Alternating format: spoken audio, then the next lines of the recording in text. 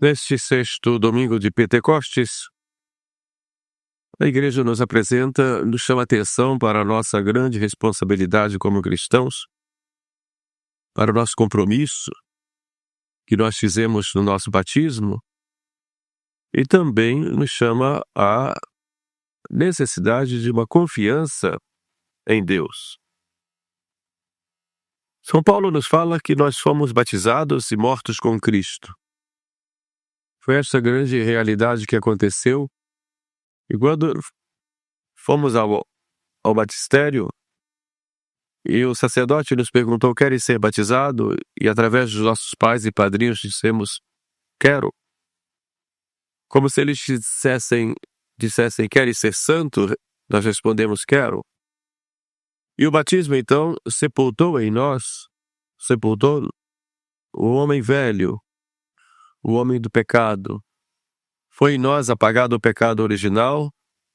Se a pessoa era adulta, os pecados atuais que tinha, e depois nos abriu as portas para a vida eterna e nos tornou filhos de Deus, membros da igreja e herdeiros do céu.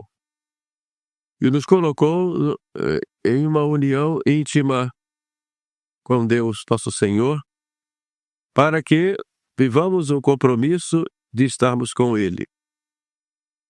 São Paulo, falando da morte de Cristo, faz uma analogia com a nossa realidade de batizados. Assim como Cristo morreu e ressuscitou, já não morre mais, porque vive te deu, vive para Deus. E o nosso compromisso de cristãos, de batizados, é morrermos a cada dia para o pecado, para os nossos defeitos, e vivermos para Deus. E essa vida para Deus consiste em nos identificarmos com uma pessoa, que é a pessoa de Jesus Cristo. É claro que isso é um processo, muitas vezes lento, porque esse homem velho, ele continua aí dentro de nós, muitas vezes adormecido. Então é preciso que nós tenhamos um cuidado e um compromisso sério com a nossa vida espiritual. E digo um compromisso sério porque muitas vezes nós fazemos da religião apenas uma formalidade. De irmos à missa aos domingos, até a oração muitas vezes é feita como se fosse algo formal, ou como uma obrigação. Na verdade, a oração é sempre um ato de amor. Santa Teresinha dizia: oração é um olhar de amor para Deus. E Santa Teresa falava desse ato de amor com um amigo que nós sabemos que nos ama. Portanto, a vida do cristão deve ser espiritualizada a esse ponto de ter com Deus um verdadeiro relacionamento de amizade, de união com Ele. Isso nos fala o próprio Jesus Cristo, e na última ceia, tendo amado os seus, amou até o fim, e disse: já não vos chamo servos, mas amigos. E é essa amizade que cada um deve ter com nosso Senhor. Mas, como disse, é um desafio, porque nós temos o demônio que nos tenta, e muito. Nos tenta, temos o mundo que está envolvido no mal, no maligno, e nos condiciona. E muitas vezes somos tentados a irmos atrás de modismos ou coisas do momento, sem sequer raciocinarmos a respeito da realidade das coisas. E, como diz São Paulo, virá o tempo que os homens não suportarão a sã doutrina e fabricarão mestres conforme o seu prurido de ouvir, deixarão de dar ouvido à verdade para ouvirem as fábulas. E essa analogia que São Paulo faz nos chama a atenção, porque nós devemos viver a realidade, e não a fantasia, e não aquilo que imaginamos, mas o que é real. E viver a fantasia é uma espécie de infantilidade espiritual que nos leva ao pecado, nos leva a ofender a Deus. Não damos ouvidos às fábulas, pois fábulas são muitas. As fantasias são muitas que o mundo nos apresenta. Nos apresenta a felicidade de diversas facetas, de diversas formas. No poder, no prazer, nos bens materiais, no próprio egoísmo. Nós queremos ser como deuses. Carregamos muitas vezes ídolos dentro de nós mesmos, que fabricamos ao longo da nossa vida e que nos afastam de Deus. E falar em religião, e religião é a nossa ligação com Deus, muitas vezes é algo que nós falamos e, na verdade, o amor interior que se deve ter para com Deus é mínimo, ou às vezes até nenhum. Então, quando somos mortos para o pecado, nós devemos pedir muito a nosso Senhor a graça para realmente vivermos para Ele. Vive-te Deo.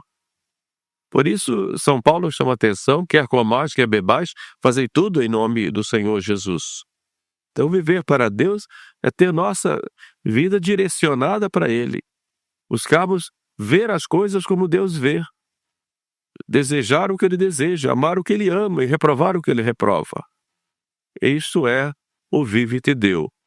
E foi este compromisso que nós adquirimos no nosso batismo. Então nós temos que ser santos e buscar a santidade a cada dia. Só que a santidade, ela é obra da graça de Deus em nós. Ele que nos dá a graça. Nós não podemos achar que ser santo é fazer um projeto nosso, um programa, como se a santidade dependesse daquele programa. A santidade é obra da graça em nós. É Deus, nosso Senhor, e com o Espírito Santo nos vai movendo para vencermos os pecados, vencermos os nossos defeitos, irmos a cada dia nos identificando com a pessoa de nosso Senhor. Isso assim nós vamos nos santificar. Então é uma obra da graça. Sem mim nada podeis fazer, diz nosso Senhor. E São Paulo acrescenta, pela graça de Deus sou o que sou. E a graça de Deus não foi estéril em mim. No Evangelho de hoje nós vemos isso de modo assim muito simples. E Jesus chega para os discípulos e fala uma coisa muito significativa. Misério superturba. Eu tenho misericórdia, tenho compaixão da multidão. O termo usado no grego é essa compaixão que vai lá nas vísceras. Eles tinham a ideia, naquela época, que o centro do pensamento era o coração. E a paixão ou a compaixão era algo mais para baixo, mais nas vísceras. Quer dizer, Jesus, quando fala miséria ou superturba, São Marcos coloca uma palavra que mostra que Jesus estava comovido interiormente de tal forma que olha para a multidão e aquilo mexe com ele por dentro.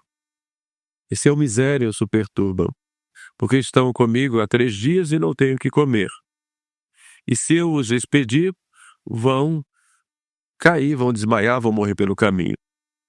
Essa compaixão de Jesus é a compaixão que Jesus tem com cada um de nós, porque Ele cuida de nós. Deus não abandona os seus filhos.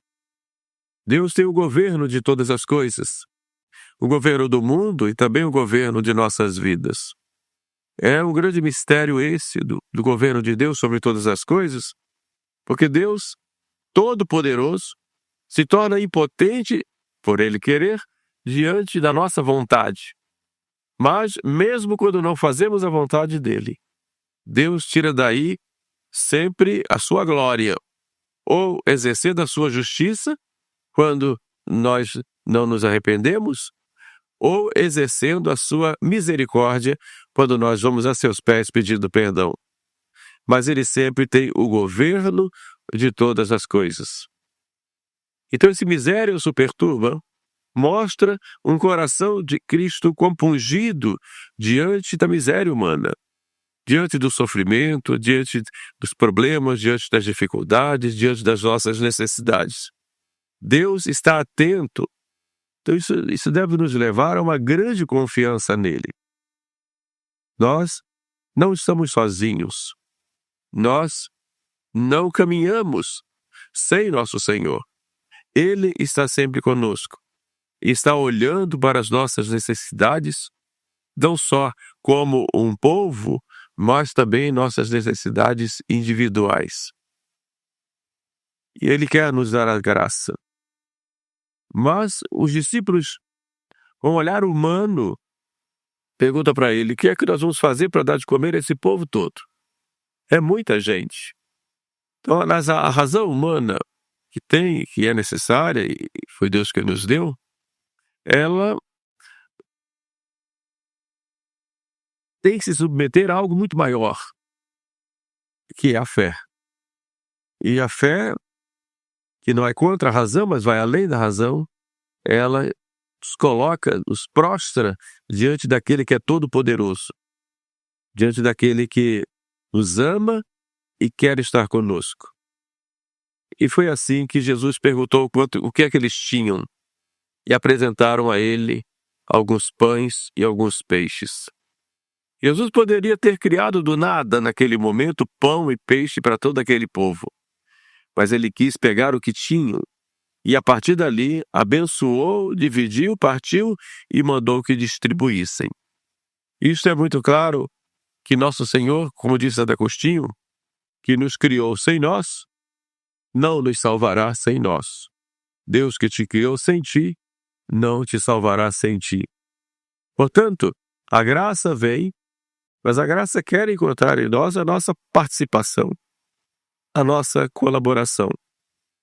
Repetindo São Paulo, pela graça de Deus sou o que sou, mas a graça de Deus não foi estéril em mim, porque Ele colaborou com a graça.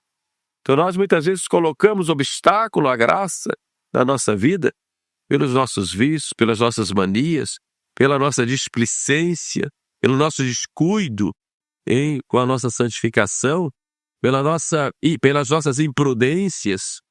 Queremos nos salvar, mas somos tantas vezes imprudentes. Dizemos: eu não consigo deixar o pecado, mas eu também não vivo cometendo imprudências, indo a ocasiões do pecado, que eu sei que eu vou cair.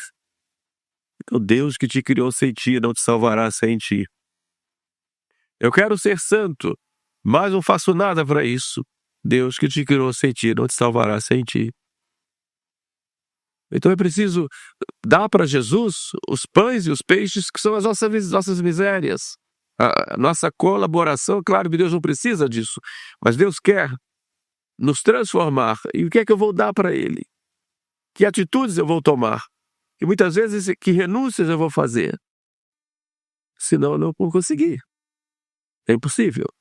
Não que Deus não possa, mas Deus, Ele quer a nossa responsabilidade. Quer que nós vivamos o compromisso. Senão, Ele não vai fazer a sua obra. Ele pode, mas Ele quer nosso compromisso. Deus que te criou sem ti, não te salvará sem ti. Portanto, é necessário que nós façamos a nossa parte. Eu não consigo deixar o pecado, mas você está rezando. Qual o tempo você está utilizando todos os dias para a oração? Você tem deixado de frequentar aquele lugar? Você tem deixado de ver o que você está vendo até agora? Você tem controlado as suas palavras daquilo que você deveria calar? E você está falando demais? Você tem buscado fugir das ocasiões ou deixar aquelas fantasias que estão passando na sua cabeça? Como você está povoando sua mente? As pessoas hoje às vezes têm dificuldade com as fantasias e realmente o demônio trabalha muito nesse campo. Santa Teresa dizia que a imaginação é a louca da casa, mas o que é que você está fazendo para isso? Com o que é que você está povoando? Com o que está povoando a sua imaginação? O que é que você está vendo no seu celular? O que é que você está lendo? O que é que você tem conversado com as pessoas? O tempo que você tem perdido Então vamos começar a fazer esta limpeza dentro de nós e começarmos a encher com coisas boas. Por que não uma leitura espiritual? Hoje tem tanta facilidade, vamos ler. Vida dos santos, tantos exemplos que nós podemos aprender no dia a dia. Nossa imaginação vai se enchendo com coisas boas, que nos fazem crescer, que nos alimentam no dia a dia para a nossa prática cristã. Então temos que ter esse compromisso. Deus que te criou sem ti, não salvará sem ti. Então o que é que você pode fazer? Está fazendo? Essa é a grande questão. Então, que peixinhos ou que pedaços de pão eu tenho dado para Jesus para que Ele possa transformar isso e agir na minha vida? Esse compromisso temos que ter. Não vamos brincar de católicos. Existe muito essa tendência de brincar de ser católico. Não pode. Não pode. Coisa séria. Quando eu era pequeno, eu brincava de ser padre. Arrumava lá uma camisa do meu pai, colocava, era comprida, né? E saía, né? Celebrava a missa lá com um pedacinho de biscoito, de pão amassado, o suquinho, né? Era bem moderninho, que saía dando comunhão para todo mundo que perguntava, né? Mas estava lá, brincava de ser padre. Mas depois que eu fui ordenado, eu não posso brincar de ser padre, porque ser padre é coisa muito séria. É muito séria. Então a gente não pode brincar de ser católico. É um compromisso sério. Já passou o tempo da brincadeira. Então tem um compromisso com Deus, compromisso com os sacramentos. Tem que buscar Deus na oração. Tem que buscar os sacramentos, sobretudo a confissão, o sacramento da Eucaristia. Compromisso com Deus no domingo, de ir à missa. Compromisso com a igreja. A igreja é um corpo. É um corpo que tem uma cabeça, que é nosso Senhor. Um corpo que aqui na terra, nessa igreja peregrina, tem a comunhão dos membros desse corpo. Como igreja, nós temos um vínculo de comunhão nos sacramentos, na fé e na hierarquia. Um compromisso hierárquico também. Então, não posso brincar de ser católico. Não posso, porque isso faz um grande mal. Então nós, como católicos, temos esse compromisso de comunhão também. Essa comunhão com Deus, mas a comunhão também com a igreja, porque não pode existir uma sem a outra. É assim que Nosso Senhor constituiu o seu corpo místico. Então nós temos esse compromisso. Agora, dentro da igreja, tem que ser santo. E a igreja tem os meios para ser santo. Quem me dá os meios? Vocês têm os meios. Eu tenho os meios. A doutrina, a pregação, os ensinamentos. A igreja continua ensinando. Continua rezando o mesmo credo. Continua. Não mudou o credo, é o mesmo. Continua santificando pelos sacramentos. Continua dando graças. Não se pode dizer que não se dá graças, tá? A igreja continua dando graças. Graça dos sacramentos.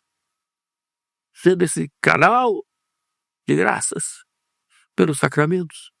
Sobretudo centralizado na Eucaristia. E a igreja continua conduzindo as almas para o céu. Continua levando as almas para a santificação.